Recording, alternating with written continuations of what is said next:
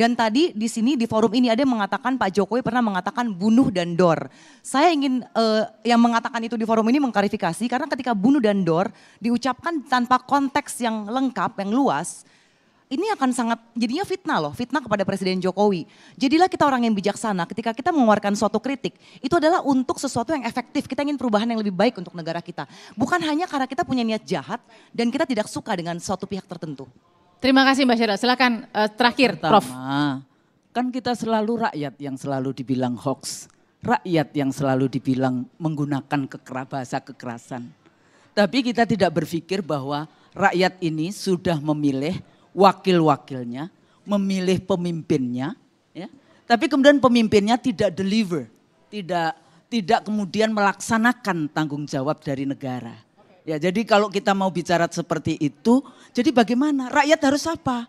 Ya, contohnya tadi, kalau misalnya tadi bahasa saya adalah tolong dicek di internet ya, karena saya pernah mendapatkan waktu itu videonya. Jadi tolong dicek. Tegaskan sekali lagi.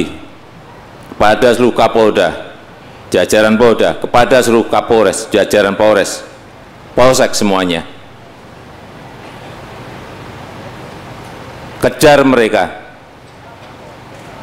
tangkap mereka, hajar mereka, hantam mereka.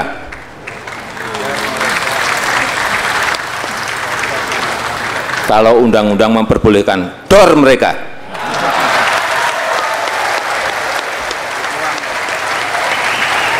Ingat Bapak Ibu sekalian, 40 sampai 50 generasi muda kita mati karena narkoba. 5,1 juta.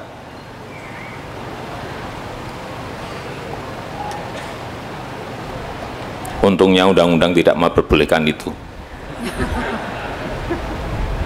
Kalau memperbolehkan akan saya perintahkan langsung ke Kapolri dan Kepala BNN.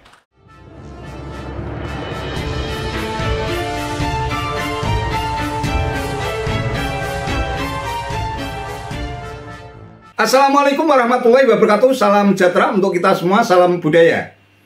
Sahabat-sahabat tercinta sebangsa dan setanah air yang sangat saya hormati, diakui atau tidak, Presiden Jokowi selama hampir 2 periode pemerintahannya sejak 2014 menjadi sasaran celaan, hujatan, caci maki, tuduhan tanpa bukti, bahkan fitnah yang diduga kuat sengaja dilakukan oleh para pembenci dan barisan sakit hati yang kecewa lantaran kebijakan Jokowi yang pro rakyat dinilai sangat merugikan kepentingan ekonomi, politik, atau ideologi mereka. Mereka yang kecewa dan sakit hati lantas berkongkang-kongkong menjadi kelompok oposan non-parlemen atau jalanan untuk mengusik dan mengganggu Presiden Jokowi dengan menghalalkan berbagai macam cara, termasuk mengangkat isu-isu sensitif seperti rezim PKI, rezim zalim, kriminalisasi ulama, Islamofobia, anti-oligarki, anti-asing dan asing, dan berbagai kebijakan lain yang dinilai makin menyengsarakan rakyat. Yang menarik, mereka yang kerap kali melontarkan tuduhan tanpa bukti bahkan fitnah kepada Presiden Jokowi adalah mereka yang mengklaim dirinya sebagai sosok akademisi dan intelektual. Salah satu di antaranya adalah Profesor Husnul Mar'iyah yang selama ini dikenal sebagai dosen sebuah universitas ternama, Universitas Indonesia atau UI, dan eks-komisioner KPU. Hal itu terjadi ketika guru besar yang dikenal songong dan arogan ini menjadi salah satu narasumber di acara dialog dianggap hina Jokowi, Rocky Gerung masuk bui yang tayang pada tanggal 4 Agustus 2023 yang lalu di salah satu stasiun televisi. Dalam pernyataannya, Husnul menyebut bahwa Presiden pernah bicara bunuh dan dor saja terhadap rakyatnya. Tapi kalau mengenai komunikasi, bagaimana Presiden pernah berbicara bunuh saja? Pernah dengar rakyat dibegitukan? Pernah. Buka saja di dalam. Ada salah satu pidatonya Presiden yang kemudian bunuh didor saja. Ada itu, kata Husnul. Pernyataan Husnul tersebut sontak diprotes oleh kader muda PSI Chairil Tansir dan diminta untuk melakukan klarifikasi agar tidak menjadi fitnah.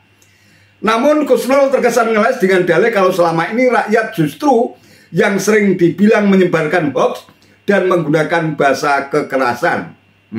Sebenarnya generasi muda itu menginginkan modeling dari para, apalagi Rocky Gerung, saya, Mbak Usnul, ini kita bertiga ini adalah termasuk Rocky Gerung akademisi yang mendidik, alhamdulillah selama hampir 40 tahun mengajar ini udah ratusan ribu mahasiswa yang kita didik.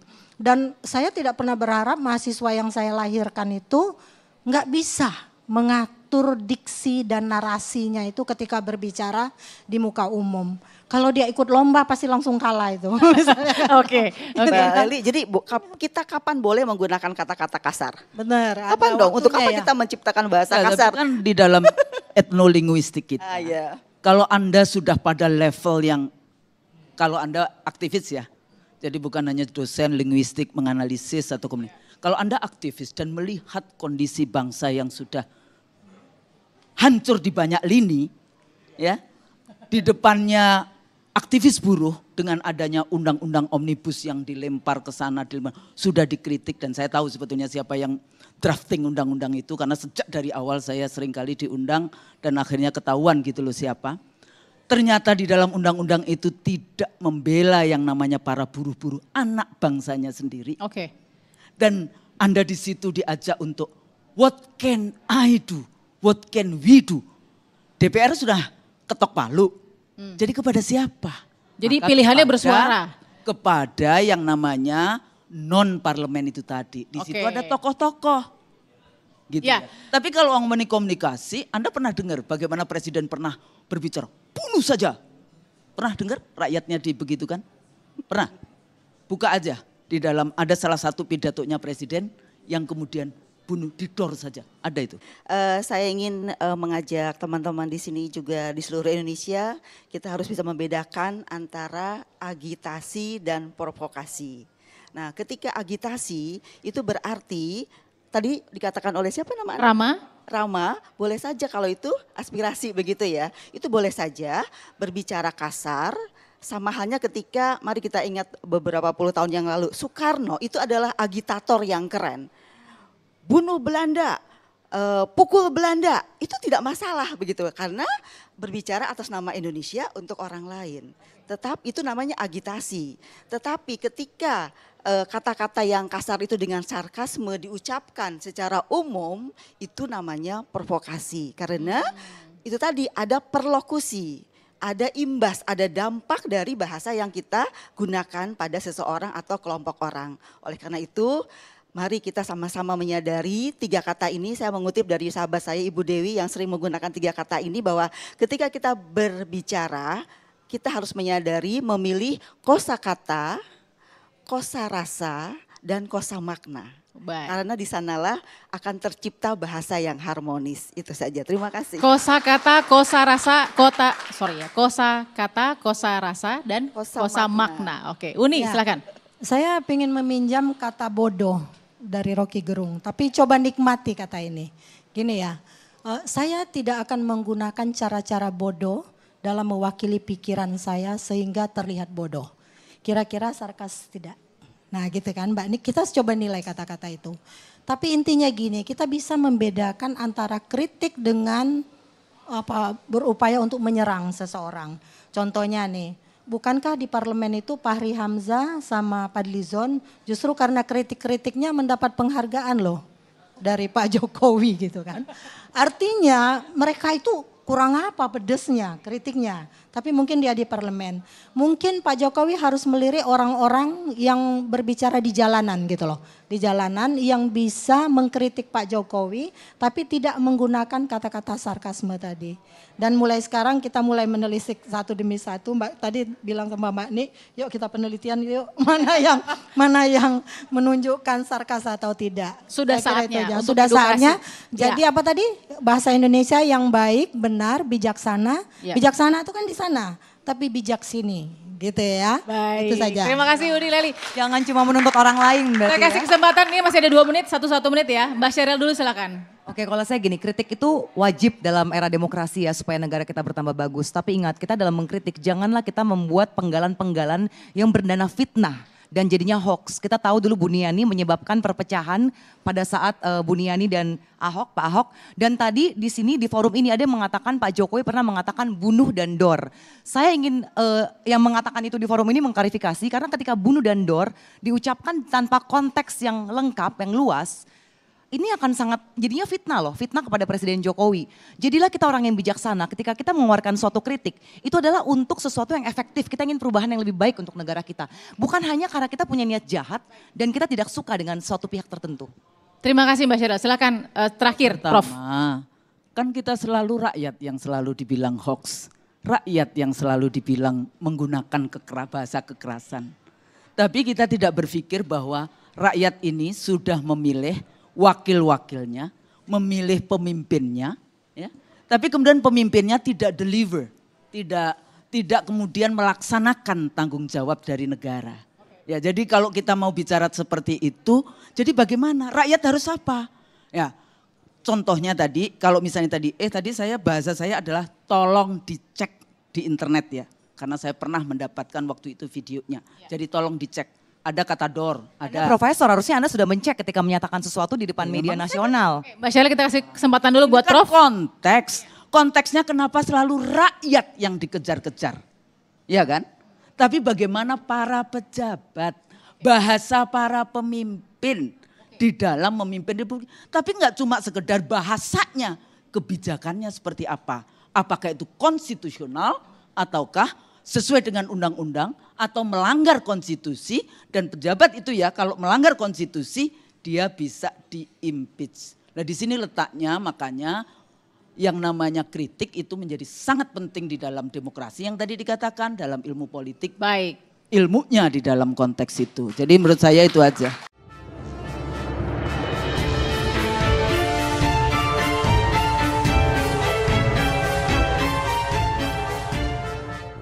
Sahabat-sahabat tercinta sebangsa dan setanah air yang sangat hormati, dugaan fitnah terhadap Presiden Jokowi yang dilontarkan Kusnul Maria tersebut tampaknya berbuntut panjang.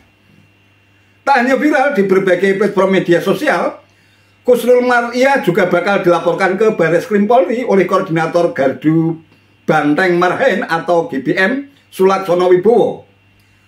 Menurutnya Kusnul Maria sebagai dosen UI harusnya melakukan verifikasi ketika mendapat informasi, apalagi diucapkan di media televisi nasional. Kusnul Maria Tegar Sulaksono bisa dikenai pasal 14 ayat 1 Undang-Undang Nomor 1 Tahun 1946 tentang Peraturan Umum Pidana, Jungto pasal 55 ayat 1 KUHP tentang menyebarkan berita atau pemberitahuan bohong, yakni dengan sengaja menyebabkan keonaran di kalangan rakyat bersama-sama sebagaimana dalam dakwaan pidana primer.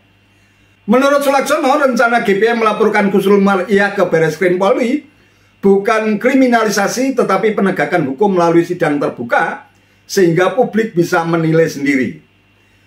Ya, ternyata Kusnul Maria memiliki rekam jejak yang memang kurang bagus dalam kapasitasnya sebagai seorang dosen, apalagi menyandang predikat sebagai seorang guru besar. Ia tercatat cukup sering muncul sebagai pembicara dan pengkritik pemerintah, termasuk kritik untuk Basuki Cahayapurnama alias Ahok saat masih menjadi gubernur DKI Jakarta. Selain mengkritik ucapan Ahok, ia juga pernah mengomentari pemindahan Ahok ke Makobrimob saat masih ditahan akibat kasus penistaan agama. Selain Ahok, Kusnul juga pernah membuat surat terbuka untuk Megawati Soekarno Putri terkait surat tentang RUU Haluan Ideologi Pancasila atau HIP dan meminta RUU tersebut dibatalkan. Bahkan sekitar tahun 2007, Kusnul juga pernah dituntut 3 bulan penjara dengan 6 bulan masa percobaan terkait kasus dugaan pencemaran nama baik terhadap politisi Partai Demokrat Roy Suryo. Meski akhirnya divonis bebas, ia tetap dinyatakan bersalah. Ya, begitulah kalau seorang dosen, seorang akademisi yang bergelar profesor sudah memiliki sentimen kebencian kepada Presiden Jokowi. Demi memanjakan syahwat dan nafsu kebenciannya, ia tak segan-segan untuk menggunakan cara-cara keji yang sangat tidak pantas dilakukan oleh seorang akademisi dan intelektual. Bagaimana nasib mahasiswa negeri ini kalau dosen yang seharusnya menjadi sosok teladan, yang mampu menunjukkan kearifan dan fatsun politik, justru malah menggunakan cara-cara yang tak beradab dan tak beretika. Demikian juga manipulasi fakta hingga menjadi narasi fitnah terhadap Presiden Jokowi yang dilakukan Husnul Maria terkait dengan pernyataan bunuh dan dor tanpa kejelasan konteks secara utuh tentang pidato yang disampaikan Presiden Jokowi. Pernyataan yang disinggung Husnul tersebut sesungguhnya sudah berlangsung pada tahun 2016 yang silam ketika Presiden Jokowi memberikan sambutan di puncak peringatan Hari Anti Narkotika Nasional di Taman Sari, Jakarta Barat pada tanggal 27 Juni 2016. Presiden Jokowi dalam pidatonya merasa geram atas ulah para gembong narkoba dan jaringannya yang telah membuat 40-50 generasi muda di negeri ini meninggal karena narkoba. Bahkan tidak hanya orang biasa tapi juga ada aparat pejabat yang jadi panutan juga terkena narkoba. Semua itu harus dihentikan, harus dilawan, dan tidak bisa dibiarkan lagi. Kita tegaskan perang melawan narkoba di Indonesia. Saya ingin ingatkan kepada kita semuanya, di kementerian, di lembaga, di aparat-aparat hukum kita, terutama di Polri, tegaskan sekali lagi kepada seluruh Kapolda, jajaran Polda, kepada seluruh Kapolres, jajaran Polres, Polsek semuanya. Kejar mereka. Tangkap mereka, hajar mereka, hantam mereka. Kalau undang-undang memperbolehkan, dor mereka. Ingat Bapak Ibu sekalian, 40-50 generasi muda kita mati karena narkoba. 5,1 juta. Untungnya undang-undang tidak memperbolehkan itu. Kalau memperbolehkan akan saya perintahkan langsung ke Kapolri dan Kepala BNN. Tegas Presiden Jokowi.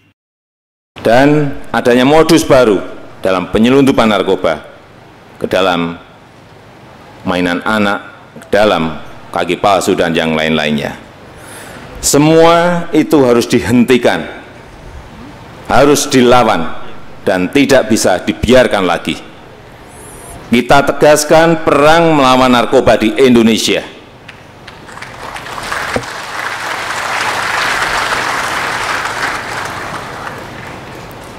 Saya ingin ingatkan kepada kita semuanya, di kementerian, di lembaga, di aparat-aparat hukum kita, terutama di Polri.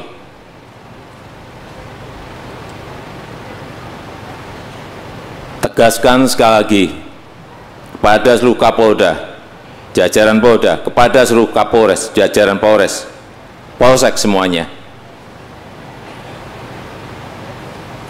Kejar mereka. Tangkap mereka, hajar mereka, hantam mereka.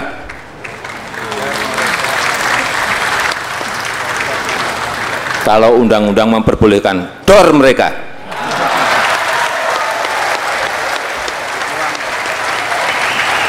Ingat Bapak Ibu sekalian, 40-50 generasi muda kita mati karena narkoba.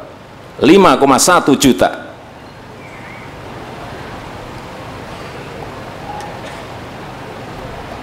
Untungnya undang-undang tidak memperbolehkan itu.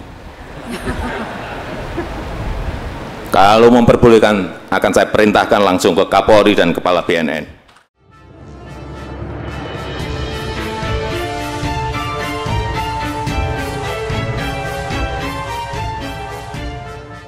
Nah, loh. Sangat berbeda konteks pidato Presiden Jokowi dengan framing jahat yang dilakukan oleh Husnul Maria. Ia hanya memotong sepenggal narasi yang ia anggap laku dijual untuk menyerang dan memfitnah Presiden Jokowi. Sikap tegas Jokowi untuk menyatakan perang melawan narkoba justru malah dimanipulasi menjadi kejaman Jokowi untuk membunuh rakyatnya yang mengkritik pemerintah.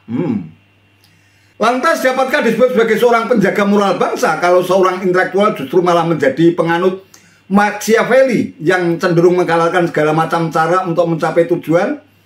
Atau dalam bahasa Julian Benda telah melakukan pengkhianatan intelektual? Apa hanya karena kekecewaannya yang begitu berat yang kabarnya pernah menjadi korban PHP Prabowo Subianto yang bakal diangkat sebagai salah satu menteri? Setelah Pilpres 2019 tapi pada akhirnya Prabowo gagal menjadi orang nomor 1 di negeri ini hingga akhirnya Khusnul Mar'iyah sulit untuk move on. Bagi saya, sosok seperti Khusnul Mar'iyah ini memang sangat tidak layak untuk menyandang gelar profesor atau bahkan juga menjadi seorang akademisi atau intelektual. Ia telah gagal mengemban misinya sebagai penjaga moral bangsa yang seharusnya dilakukan oleh sosok seorang akademisi dan intelektual. Tetapi faktanya justru ia makin tenggelam dalam limbah politik kebencian yang merasa tidak pernah bersalah terhadap semua tuduhan tanpa bukti, bahkan fitnah yang ditujukan kepada Presiden Jokowi. Wallahu a'lam bishawab. Itu saja yang bisa saya sampaikan. Terima kasih atas perhatiannya. Wassalamualaikum warahmatullahi wabarakatuh.